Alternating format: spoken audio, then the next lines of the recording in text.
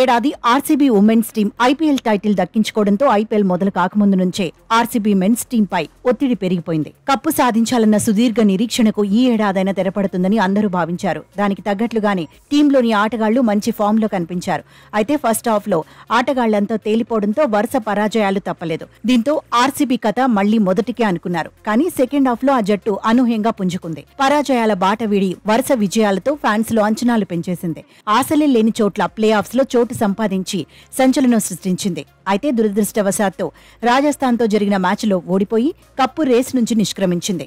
అయినప్పటికీ చాలా మంది ఆర్సీబీ ఫ్యాన్స్ జట్టు ఆట తీరుపై సంతృప్తిని వ్యక్తం చేశారు. అయితే కొందరు మాజీలు మాత్రం ఆర్సీబీ జట్టుపై విమర్శలు చేస్తూ వస్తున్నారు. ఆర్సీబీ జట్టుని లక్ష్యంగా చేసుకుని ఈ మధ్య తరచూ వ్యాఖ్యలు చేస్తూ వస్తున్నారు. తాజాగా ఆరెంజ్ క్యాప్ పై అంబటి చేసిన వ్యాఖ్యలు కోహ్లీ ఫ్యాన్స్ ని ఆగ్రహానికి గురిచేస్తున్నాయి. మాజీ క్రికెటర్ అంబటి రాయుడు ఆటను వీడాక తన మాటల పదును చూపిస్తున్నాడు.